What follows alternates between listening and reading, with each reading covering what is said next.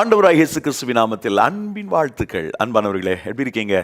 நல்லா இருப்பீங்க நம்புறேன். நல்லா இருக்கணும். நன்றாக இருப்பதற்காகவே இந்த வார்த்தைகள் உங்களுக்கு சொல்லப்படுகிறது. ஒவ்வொரு நாளும் நம்பிக்கை தரக்கூடிய வார்த்தைகளை மக்களுக்கு கொண்டு போகணும் அப்படின்றதான் எங்களுடைய விருப்பம். இந்த பதிவை நான் செய்யறதுக்கு முன்னாடி ஒரு அன்பு தேவப்பிள்ளையோடு நான் பேசினேன். அவர்கள் திண்டுக்கல் மாவட்டத்திலிருந்து என்னை அழைத்திருந்தார்கள். பிரதர், தினந்தோறும் உங்களுடைய மெசேஜ் கேட்குறேன் பிரதர், ரொம்ப புரியும்படி அழகாக சொல்கிறீங்க என்று சொன்னார்கள். நான் உங்களுக்கு தெளிவுபடுத்த விரும்புகிறேன். ரொம்ப டெப்தா, ரொம்ப ஆழமான இறை சத்தியங்களை இந்த நிகழ்வில் நம்ம சொல்ல முடியாது. ஏனென்றால் இந்த நிகழ்ச்சிகள் தொலைக்காட்சிகளில் பொதுமக்களும் பார்க்கும்படி பல தொலைக்காட்சிகளில் அனுப்பி வருகிறோம். ஆகவேதான் இந்த வார்த்தைகள் மற்றவருடைய மனதிலே நம்பிக்கை ஏற்படுத்த வேண்டும் என்பதை மாத்திரம் மனதில் வைத்து ஆறுதலை கொடுக்க வேண்டும், சோர்ந்து போன பிள்ளைகளை உற்சாகப்படுத்த வேண்டும் என்பதெல்லாம் மனதில் வைத்து நாங்கள் லகுவாக இந்த வார்த்தைகளை சொல்லி வருகிறோம். இந்த நிகழ்ச்சிகளை பார்த்து கொண்டிருக்கிற உங்களுக்கு எங்களுடைய அன்பான ஆலோசனை, வேண்டுகோள் என்னவென்றால், உங்கள் கரங்களிலே பரிசுத்த வேதாகம் இருந்தால் தொடர்ந்து அதை கருத்தாய் வாசியுங்கள். நீங்கள் இது போன்ற செய்திகளை கேட்பதோடு மாத்திரமல்ல, இன்னும் ஆழமான இறை வார்த்தைகளை கேட்க வேண்டும். சத்தியங்களை இன்னும் தெளிவாக புரிந்து கொண்டு ஆண்டவருக்காக நீங்கள் வாழ வேண்டும் என்று சொன்னால் ஒரு நல்ல ஒரு ஆவிக்குரிய போதகரோடு உங்களுடைய தொடர்பு இருக்க வேண்டும். சத்தியத்தை மிக தெளிவாய் போதிக்கக்கூடிய உங்களுடைய வீட்டுக்கு அருகாமல் இருக்கக்கூடிய ஆலயத்திற்கு சென்று, அல்லது ஒருவேளை சத்தியத்தை நன்றாக உரைக்கிற இந்த சபை என்று தெரிந்தால் சற்று தூரமானாலும் வாரந்தோறும் தவறாமல் ஆலய ஆராதனையில் பங்கு பெறுங்கள். விசேட கூட்டங்களை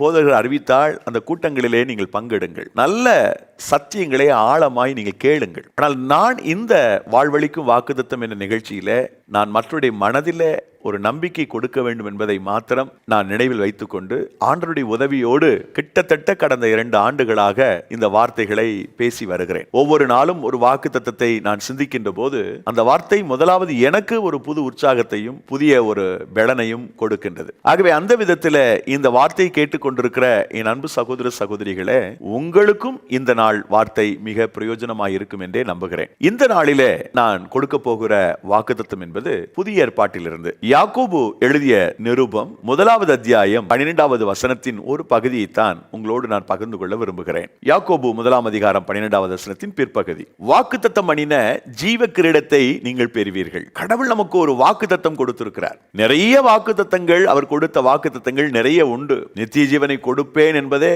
மிகப்பெரிய வாக்குத்தத்தம். பல வாக்குறுதிகளை பல்வேறு சந்தர்ப்பங்களிலே நாம் அனுபவிப்பதற்கு தேவனாகிய கர்த்தர் முன்னுரைத்திருக்கிறார் தம்முடைய ஊழியர்கள் மூலமாக. இந்த இடத்திலே அவர் ஒன்றை வாக்கு பண்ணி இருக்கிறார். என்ன வாக்கு என்றால், ஜீவ கிரீடத்தை தருவேன் என்பது அவருடைய வாக்கு. ஜீவ கிரீடத்தை நமக்கு அருளுவாராம், ஜீவ கிரீடத்தை நமக்கு தருவாராம். எனது அன்பு சகோதர சகோதரிகளே, ஜீவ கிரீடத்தை ஆண்டவர் உங்களுக்கு கொடுப்பேன் என்று சொல்லுகிறார். ஜீவ கிரீடம் உங்களுக்கு கிடைக்கும் என்று சொல்லுகிறார். இயேசு கிறிஸ்து அநேக கிரீடங்களுக்கு சொந்தக்காரர். நீங்கள் வெளிப்படுத்தின விசேஷம் 19ஆம் அதிகாரம் 12வது வசனத்தில் பார்த்தீங்கன்னா, அவ்விடத்தில் அநேக கிரீடங்கள் உண்டு என்று நாம் வேதத்தில் வாசிக்கின்றோம். அதோடு மாத்திரமல்ல, இயேசு கிறிஸ்துவினுடைய தூதர்களுக்கும் கூட கிரீடம் உண்டு என்று வெளிப்படுத்தின விசேஷம் 6வது அதிகாரம் 2வது வசனத்திலே நாம் வாசிக்க முடியும். கூடுதலாக 24 மூப்பர்களும் தங்களுடைய கிரீடங்களை எடுத்து சிங்காசனத்துக்கு முன்பாக வைத்தார்கள் என்று வெளிப்படுத்தின விசேஷம் 4:10 நாம் வாசிக்கின்றோம். இப்படி வெளிப்படுத்தின விசேஷத்துல அநேக கிரீடங்கள் ஆண்டவருக்கும் தூதருக்கும் 24 மூப்பர்களுக்கும் இருந்ததாக நாம் வாசிக்கிறோம். அன்பானவர்களே, அவருடைய மக்களை சும்மா விட்டுருவாரா? அவருடைய ஜனத்தை ஆண்டவர் சும்மா விட்டுருவாரா? நமக்கும் ஆண்டவர் கிரீடத்தை கொடுக்கின்றார். நம்முடைய வாழ்க்கையிலும் ஏராளமான கிரீடங்களை அவர் நமக்கு கொடுக்கின்றார். பல கிரீடங்களை குறித்து வேதாகமம் மிக அழகாய் சொல்லுகிறது. முதலாவது மகிமையின் கிரீடம். எசாயா 28:5, நீதிமொழிகள் 16:31, நீதிமொழிகள் 4:9, எரேமியா 13:18, 1 பேதுரு 5:4 மகிமையான வாடாத கிரீடம் என்று சொல்லப்பட்டிருக்கிறது. இரண்டாவது என்ன கிரீடம்? அழியாத கிரீடம். 1 கொரிந்தியர் 9:25 அதை நமக்கு சொல்லுகிறது. மூன்றாவது மகிழ்ச்சியின் கிரீடம். 1 தெசலோனிக்கேயர் 2:19, பிலிப்பியர் 4:1 இப்படி வாசிக்கிறோம். நான்காவது நீதியின் கிரீடம். 1 தீமோத்தேயு 4:7. ஐந்தாவது அலங்கார கிரீடம். எசேக்கியேல் 23:42, ஏசாயா 62:3. சிங்கார கிரீடம்.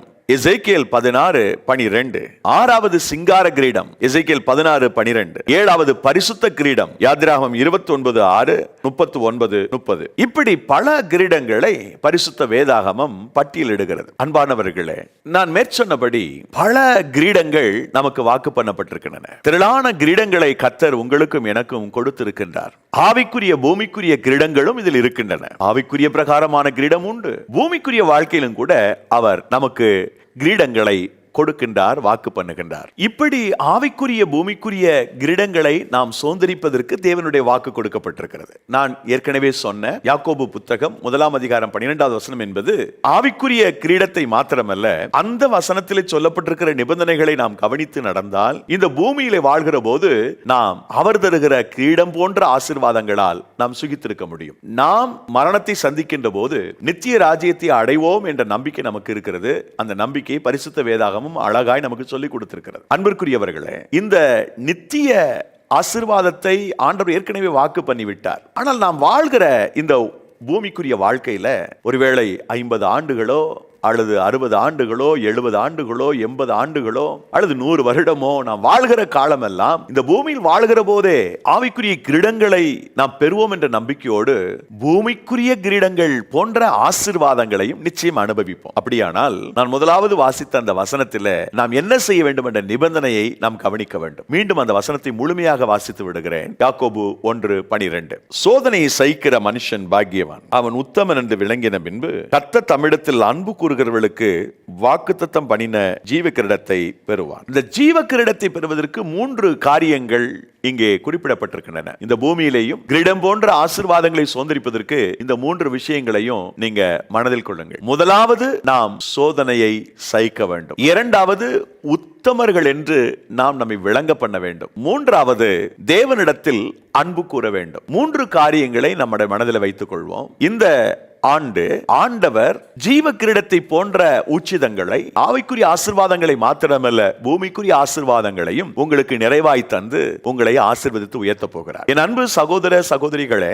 ஆண்டவராகிய இயேசு கிறிஸ்துவினுடைய அந்த பேர் ஆசீர்வாதத்தை, அந்த நன்மையை, அந்த இரக்கத்தை நாம் பெற்றுக்கொள்வதற்கு இங்கே சொல்லப்பட்டிருக்கிற இந்த 3 நிபந்தனைகளை நாம் நினைவில் கொள்வோம். முதலாவது, சோதனையை சகிப்பது. சோதனை என்பது அது ப்ரமோஷனுக்காக தேவன் வடிவமைத்து வைத்திருக்கிற ஒரு ஏற்பாடு. சோதனை நீங்கள் சகிக்காவிட்டால் எப்படி நீங்கள் வெற்றி பெற முடியும்? சோதனையே இல்லாமல், டெஸ்ட் இல்லாம, எக்ஸாம் இல்லாம மேற்படிப்புக்கு போக முடியுமா என்றால் நிச்சயம் முடியாது. இந்த காலத்தில், அதாவது 2020-21 மாணவர்கள் நிச்சயமாக டெஸ்ட் இல்லாம மேல் வகுப்புக்கு போயிடலாம்னு சொல்லுவாங்க. காரணம், COVID-19 நிறைய பேர் எக்ஸாம் இல்லாம அடுத்த வகுப்பு போயிட்டான்.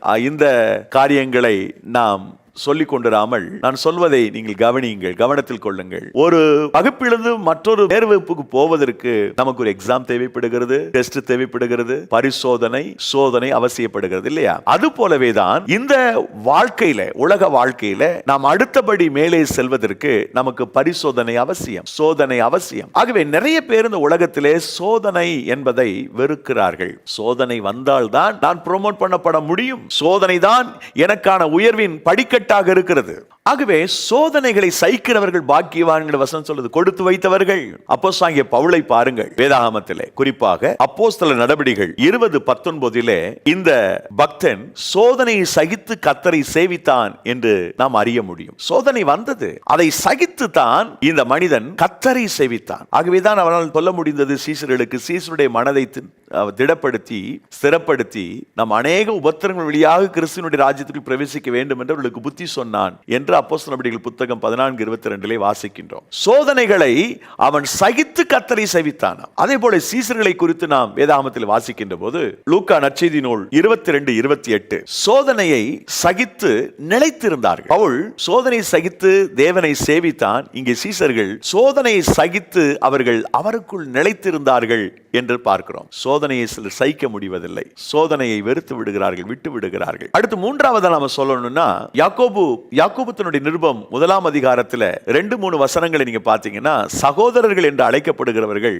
சோதனையை சகித்து சந்தோஷமாய் இருக்க வேண்டும் என்று சொல்லுகிறார். முதல்ல பவுலை பார்த்தோம், சோதனையை சகித்து கர்த்தரை சேவித்தான். சீசர்களை பார்த்தோம், சோதனையை சகித்தவர்கள் நிலைத்திருந்தார்கள். அடுத்து இந்த சகோதரர்களுக்கு யாக்கோபு சொல்லுகிறான், சோதனையை சகித்து சந்தோஷமாக இருக்கும்படி கர்த்தர் விரும்புகிறார். நான்காவதாக மூன்றாவதாக சிமர்னா சபை சோதனையை சகித்து உண்மையுள்ளவர்களாக இருந்தார்கள் என்று கர்த்தருடைய ஆவியானவர் சொன்னார். சோதனை சகித்து உண்மையாய் வாழ்வது. ஐந்தாவதாக 2 கொரிந்தியர் 8:2 கொரிந்தியர்கள் சோதனை போன்ற உபத்திரவங்களை சகித்து கொடுக்கிறவர்களாக இருந்தார்கள் என்று பார்க்கிறோம். ஆக தேவன் உங்களுக்கு ஒரு கிரீடத்தை கொடுக்கணும்னு சொன்னா சோதனைகளை சகித்துக் கொள்ளுங்கள். சோதனைகளை சகித்து பவுலை போல அவரை சேவிப்பதும், சோதனைகளை சகித்து தேவனுடைய சீசர்களை போல அவர்கள் நிலைத்திருப்பதும், சோதனைகளை சகித்து பின்னாட்களிலே சகோதரர்கள் சோதனை சகித்து சந்தோஷமாய் இருந்தது போலவும், சிமர்னா சபை மக்களை போல சோதனை சகித்து உண்மையானவர்களாக வாழ்ந்தது போலவும், கொரிந்திய சபை மக்களை போல சோதனை போன்ற உபத்திரவங்களை சகித்து கொடுக்கிறவர்களாக மாறினது போலவும் இருந்தால் நிச்சயமாகவே இந்த பூமியிலே நாம் கிரீடத்தை பெற்றுக்கொள்வோம். இரண்டாவதாக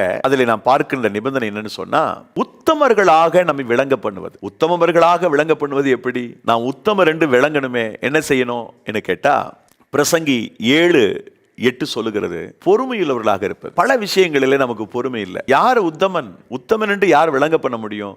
தன்னுடைய வாழ்க்கையில எல்லா சந்தர்ப்பங்களிலையும் எந்த மனிதன் ரொம்ப பொறுமையா இருக்கிறானோ, எந்த மனிதன் ரொம்ப அமைதியா சாத்வீகமா யோசிக்கிறானோ, அந்த மனிதன் தான் கிரீடத்தை உடையவனாக மாறுகிறான். அவன் தான் உத்தமன் என்று சொல்லுகிறது. உத்தமன் என்று விளங்க பண்ணுவது எப்படி? நாம் பொறுமையா இருப்பதனாலே நம்மை உத்தமன் என்று விளங்க பண்ணுகிறோம். அதனாலதான் கிரீடம் நமக்கு கிடைக்கிறது. இரண்டாவதாக நாம் பார்த்தா 2 கொரிந்தியர் 4:2 வாசிக்கிறது போல, சத்தியத்தை புரட்டாம தாங்கள் கற்றுக்கொண்ட சத்தியத்துல உறுதியாக வாழ்றாங்க பாருங்க, அவர்கள் உத்தமர்கள். உண்மையிலே உத்தமர் யாருன்னா, ட்ரூத்தை பிரட்டக்கூடாது, மாத்தி பேசக்கூடாது, உண்மைக்கு புறம்பா பேசக்கூடாது. அந்த உண்மையிலே சத்தியத்திலே யார் உறுதியா இருக்கிறார்களோ அவர்கள் உத்தமர்கள். அப்படி நிறைய பேர் பார்க்கிறோம்ல, சொன்னா சொல்ல தவற மாட்டாங்க. இங்க யார் தேவனுடைய கூடாரத்தில் வாசம் பண்ணுவான், உத்தமனாய் நடந்து அப்படின்னு ஆரம்பிக்கிற அந்த சங்கீதம் 15 ஆணையிட்டதில் தனக்கு நஷ்டம் வந்தாலும் தவறாது இருக்கிறான் என்று அந்த சங்கீதக்காரன் பாடுறான். உத்தமனாய் நடந்து அப்படின்னு ஆரம்பிச்சு அதுல ஒரு பாட்டு என்னன்னா, ஆணையிட்டதில் தனக்கு நஷ்டம் வந்தாலும் தவறாம இருப்பான். சொன்னான்னா சொன்னபடி இருப்பான், வார்த்தை புரட்ட மாட்டான்,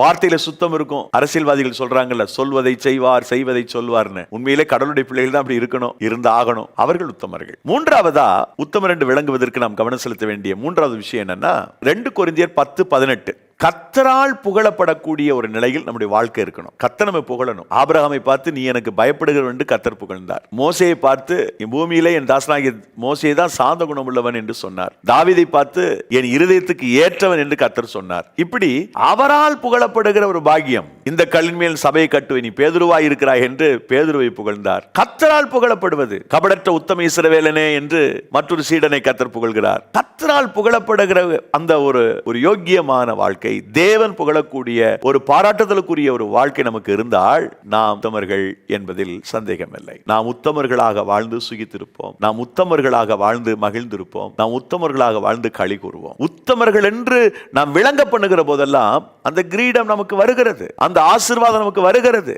நாம் எண்ணி பார்க்காத, நினைத்து பார்க்கிற அந்த மேன்மையை கர்த்தர் நமக்கு கொடுக்கின்றார். நான்காவதாக பிலிப்பியர் 2:22 படி கர்த்தருடைய பணியை, ஆண்டவருடைய ஊழியத்தை நாம் செய்யறதுக்கு நாம் எப்போது தயாரா இருந்தா நாம் உத்தமர்கள். எனக்கு கிடைக்கிற சந்தர்ப்பம், எனக்கு கிடைக்கிற வாய்ப்பை பயன்படுத்தி ஆண்டவருக்கு நான் ஊழியத்தை செய்யும் போது, அவருடைய பணியினை செய்கிற போது நான் உத்தமன் என்று அறியப்படுகிறேன். ஐந்தாவதாக 1 தெசலோனிக்கேயர் 2:4 சொல்லப்பட்டிருக்கிறபடி கர்த்தருக்கு பிரியமுண்டாக இருக்கிற ஒரு வாழ்க்கை, அவருக்கு பிரியமான ஒரு வாழ்க்கை. கர்த்தருக்கு எதெல்லாம் பிரியம்னு எனக்கு தெரியணும். கர்த்தருக்கு பிரியமான ஒரு வாழ்க்கை வாழக்கூடிய ஒருவனாக இருந்தால் நான் உத்தமன் என்று என்னை விளங்க பண்ணுவேன். இப்போ கிரீடத்தை பெற்றுக் கொள்வதற்கு முதலாவது சோதனையை சகிக்க வேண்டும், இரண்டாவது உத்தமர் என்று விளங்க பண்ண வேண்டும். நான் உத்தமனாக இருக்கிறேனா என்பதை நான் விளங்க பண்ணுவதற்குரியவனாக இருக்க வேண்டும். எந்த நிலையில அன்பிற்குரியவர்கள் இருக்கிறீர்கள்? நாம் உத்தமமானவர்களாக இருப்பதற்கு ஆண்டவர் நமக்கு தயவு செய்வார். மூன்றாவதாக நாம் கடைபிடிக்க வேண்டிய நிபந்தனை என்னன்னா, அவரிடத்தில் அன்பு கூறுவது. தேவனிடத்தில் நாம் வைக்கிற அன்பு, நாம் எந்த அளவிற்கு ஆண்டவரை நேசிக்கிறோம் என்பதை கர்த்தர் பார்க்கிறார். என கேட்டா, தேவனிடத்தில் அன்பு கூறுகிற ஒவ்வொரு மனுஷனுக்கும் ஒரு உயர்வு இருக்குது. அதுதான் சங்கீதக்காரன் தாவீது சொல்லுகிறான் 18 சங்கீத 1 என் தேவனாய் கர்த்தாவே நான் உம்மில் அன்பு கூறுவேன் என்று சொல்லுகிறார். தேவனாய் கர்த்தர் மேல் நாம் அன்பு வைக்கிற போது, அன்பு கூறுகிற போது நம்முடைய வாழ்க்கை மாற்றம் பெறுகிறது. நம்முடைய வாழ்க்கையில ஒரு மிகப்பெரிய ஒரு ஆசீர்வாதத்தை கர்த்தர் கொடுக்கின்றார். இந்த யாக்கோபு புத்தகம் 1 இறுதியில பார்க்கிறோம், யாரெல்லாம் அவரிடத்தில் அன்பு கூறுகிறார்களோ அவர்களுக்கு இந்த ஜீவ கிரீடம் கிடைக்கும். 1 யோவான் 5:3 படி முதலாவது நம்ம கவனிக்க வேண்டிய விஷயம் என்னன்னா, தேவனுடைய கற்பனைகளை, கட்டளைகளை நாம் கை கொள்ளுகிற போதெல்லாம் நாம் அவரிடத்தில் அன்பு கூறுவதற்கு இணையான ஒன்று அது. யாரெல்லாம் தேவனுடைய கற்பனையில, கட்டளையில நீங்க பிரியம் கொண்டு அதை பிராக்டிஸ் பண்றதுக்கு உங்களை அர்ப்பணிக்கிறீங்களோ அதுதான் நீங்க தேவன் மேல் வைக்கக்கூடிய அன்பிற்கான அடையாளம். நான் அன்பு கூறுகிறேன் பாட்டெல்லாம் நல்லா பாடுறோம், மகிழ்ச்சி தான். அன்பு கூறுங்கள், ஆண்டவரை நேசிங்க. ஆனா அதனுடைய பொருள் என்ன? நம்ம என்ன செய்யணும்னு கேட்டா, தேவனுடைய கற்பனை, தேவனுடைய கட்டளைகளை நான் கடைபிடித்து நடக்கும் போதுதான் நான் கர்த்தரிடத்தில் அன்பு கூறுவதற்கு சரியான ஒரு அடையாளமாக இருக்கிறது. கர்த்தருடைய கட்டளை கீழ்ப்படிந்து நடக்கிறோமா, கற்பனைகளின்படி வாழ்கிறோமா? Think about it. இரண்டாவது, பிறப்பிக்கப்பட்ட மற்ற சகோதரர்கள், தேவனால் பிறப்பிக்கப்பட்ட மற்ற சகோதரிடத்தில் நீங்கள் அன்பு கூறும் போதெல்லாம் தேவனாகிய கர்த்தரிடத்தில் அன்பு கூறுகிறீர்கள் என்பதற்கு அது சமமாக இருக்கிறது. 1 யோவான் 5:1, 1 யோவான் 4:20, 21 இந்த வசனங்களிலே நாம் அவரால் படைக்கப்பட்ட மக்களிடத்தில் அன்பு வைத்தால் நாம் அவரை நேசிக்கிறோம், அவரிடத்தில் அன்பு கூறுகிறோம் என்பது பொருள். நாம் நேசிக்கிறோமா? மனிதரிடத்தில் அன்பா இருக்கிறோமா? இல்ல சிலர் பார்த்தாவே நமக்கு கசப்பும் வைராக்கியம் வருதா? சிலர் சொல்றாங்களே, மனசு பத்திக்கிட்டு எரியுதுங்க அந்த ஆளை நினைச்சா, அவனை நினைச்சாவே டென்ஷன் ஆயிடுறேன்னு சொல்றாங்கல்ல. அப்படி இல்லாம எல்லாரையும் நேசித்து எல்லா இடத்துல அன்பு வைத்து நாம் பயணம் செய்ய முடிகிறதா? முதலாவது கர்த்தருடைய கட்டளை கற்பனையை நீங்க கடைபிடிச்சு நடந்தீங்கன்னா அது தேவனிடத்தில் நீங்கள் அனுபவிப்பதற்கு சமம். இரண்டாவது, அவரால் படைக்கப்பட்டவர்களை நேசித்து வாழக்கூடியவர்களாக இருந்தா நீங்கள் அவரிடத்தில் அன்பு வைப்பதற்கு சமம். மூன்றாவது, சங்கீதம் 97:10 தீமை விட்டு விலகணும் இருக்கு. நீங்கள் கர்த்தரிடத்தில் அன்பு கூறுவர்களாக இருந்தால் கட்டாயம் தீமையா தெரியதெல்லாம் விட்டுட்டு விலகணும். உங்க மனசுக்கு எது தீமையா தெரியுது, எதை தீமையை நினைக்கிறீங்க, தயவு செய்து நீங்க அதை அவாய்ட் பண்ணுங்க. நீங்க அன்பு கூறுவது உண்மையானால் தீமை வெறுக்கிறவளாய் இருப்பதுதான் நியாயமானது. தீமை வெறுக்காம நான் ஆண்டவரை நேசிக்கிறேன், அவரிடத்தில் அன்பா கூறுகிறேன் என்று ஒருத்தரும் சொல்ல முடியாது, சொல்லவும் கூடாது. இப்போ மூன்றாவது, தீமை வெறுத்து விடுகிற ஒரு நல்ல தன்மை. நான்காவது, நம்முடைய ஆத்மாவை குறித்து எச்சரிக்கையோடு இருப்பது தேவனிடத்தில் நான் வைக்கிற அன்பிற்கான அடையாளம். யோசுவா புஸ்தகம் 23:11 அதற்கான குறிப்பை பார்க்கிறோம். 23:11 யோசுவா. தேவனிடத்தில் அன்பு வைப்பதற்கான அடையாளம் என்ன? நான் ஆண்டவருடைய சமூகத்தில் கர்த்தருடைய இடத்துல நான் என்னுடைய ஆத்துமாவை ஜாக்கிரதையாய் வைத்துக் கொள்வது, ஜாக்கிரதையோடு நிறுத்திக் கொள்வது. என்னுடைய ஆத்துமாவை ஜாக்கிரதையோடு வைத்துக் கொள்கிறேனா என்பது மிக முக்கியம். இறுதியாக, கர்த்தருக்காக நான் எதையாகிலும் இழக்க நினைத்தேன் என்றால், கர்த்தருக்காக ஏதாகிலும் தியாகம் செய்ய வேண்டும் என்று நினைக்கிறேன் என்று சொன்னால் அது நான் ஆண்டவரை நேசிப்பதற்கும் இடத்தில் அன்பு கூறுவதற்கு சமம். ஒரு பெண்மணி வெளியேறப்பட்ட அந்த நளதம் என்கிற தைலத்தை அவள் உடைத்து தியாகம் செய்து தேவனுடைய பாதத்திலே தன்னுடைய கண்ணீரை சிந்தி தன் தலைமீறினால் துடைத்து அன்பை வெளிப்படுத்தினாள். அவள் அன்பு கூறுவதற்கான அடையாளம் என்ன? தன்னுடைய வாழ்க்கையில் மிக முக்கியமான அந்த தைலத்தை, நளதம் என்னும் தைலத்தை அவள் சிந்துவதற்கு இடம் கொடுத்தது. தியாகம் செய்தாள், தன்னை அர்ப்பணம் செய்தாள். ஆகவேதான் அவள் என்னிடத்தில் மிகுந்த அன்பு கூர்ந்தாளே என்று ஆண்டவர் சொன்னார். லூக்கா நற்செய்தி நூல் 7வது அதிகாரம் 47 தொடக்கம் வாசித்தீர்களே. ஆனால் அவள் மிகுந்த அன்பு கூர்ந்தாள். என்ன செய்து விட்டாள்? தன்னுடைய வாழ்க்கையில் முக்கிய பங்கா இருக்கக்கூடிய நளதத்தை, தைலத்தை அவள் உடைத்தாள், ஓட்டினாள். தன்னையே தியாகம் செய்ததற்கு அடையாளம் அது. ஆகவே இப்படி செய்கிற மக்கள் அனைவருமே தேவனிடத்திலே நாம் அன்பு கூறுகிறோம். முதலாவது, சோதனை சகிக்க வேண்டும். இரண்டாவது, உத்தமர் என்று விளங்கப்படணும். மூன்றாவது, தேவனிடத்தில் அன்பு கூறணும். இதை நாம் செய்தால் கர்த்தர் ஜீவ கிரீடத்தை போன்ற இந்த பூமிக்குரிய ஆசீர்வாதத்தையும் நமக்கு தருவார். நித்தியத்தில் நமக்கு ஜீவ கிரீடம் இருக்கிறது, அதுல மாற்று கருத்து இல்லை. அந்த நித்தியத்திலே நாம் பெறக்கூடிய ஜீவ கிரீடத்தை போல பூமியிலேயும் நாம் ஜீவ கிரீடத்தை பெறுவதற்கு, பூமியிலேயும் கிரீடம் போன்ற உச்சிதங்களை அனுபவிப்பதற்கு கர்த்தர் நமக்கு உதவி செய்வார். அன்பானவர்களே, ஆண்டவராகிய இயேசு கிறிஸ்துவனுடைய கிரீடம் போன்ற ஆசீர்வாதங்களை இந்த பூமியிலேயே நீங்கள் அனுபவிக்க முடியும். அதுக்கு என்ன செய்வது? ரொம்ப சிம்பிள். நீங்கள் சோதனையை சகித்துக் கொள்ளுங்கள், முறுமுறுக்காதிருங்கள், உங்களை உத்தமர் என்று விளங்க பண்ணுங்கள். மூன்றாவதாக, அவரிடத்தில் எவ்வளவு அன்பு வைக்க முடியுமோ அந்த அளவுக்கு அன்பு வையுங்கள். ஜீவ கிரீடத்தை போன்ற இந்த பூமிக்குரிய ஆசீர்வாதத்தையும் நீங்கள் அனுபவிப்பீர்கள். ஜீவ கிரீடமாம் நித்திய ஆசீர்வாதத்தை பெற்றுக் கொள்வீர்கள். ஜெபம் செய்வோம். நேசிக்கிறேங்கள் பரலோக தந்தையே, இந்த அருமையான ஆசீர்வதிக்கப்பட்ட இனிய தருணத்திற்காக நன்றி. உம்முடைய பொற்பாதம் பணிந்து வேண்டுகிறோம் அப்பா. இந்த நாளில் இந்த வார்த்தைகளை கேட்டுக்கொண்டிருக்கிற, பார்த்து கொண்டிருக்கிற அன்பு சகோதர சகோதரிகள் ஒவ்வொருவரையும் ஏசப்பா நீங்க ஆசீர்வதிங்க. உம்முடைய பிரசன்னத்தினால் உம்முடைய பிள்ளைகளை நிரப்பும்படி ஜெபிக்கிற ஆண்டவரே. ஆம், எல்லாவற்றையும் இழந்த நிலையில் இருக்கலாம். கர்த்தர் சொல்லுகிறீர், ஜீவ கிரீடத்தை தருவேன் என்று சொன்னவர் எங்களுடைய வாழ்க்கை, நித்திய வாழ்க்கையில் அந்த ஜீவ கிரீடத்தை தருவது போல இந்த பூமியிலே வாழும் போது ஆண்டவரே நாங்கள் கிரீடம் போன்ற ஆசீர்வாதங்களை அனுபவிக்கட்டும் அப்பா. அதற்காக நாங்கள் சோதனைகளை சகிக்கவும், எங்களை உத்தமர் என்று விளங்க பண்ணவும், உம்மிடத்தில் அன்பு கூறவும் எங்களுக்கு நல்ல இதயத்தை கொடுங்க. ஆசீர்வதிங்க. இயேசு கிறிஸ்துவின் நாமத்தில் ஜெபிக்கிறோம் நல்ல பிதாவே. ஆமென்.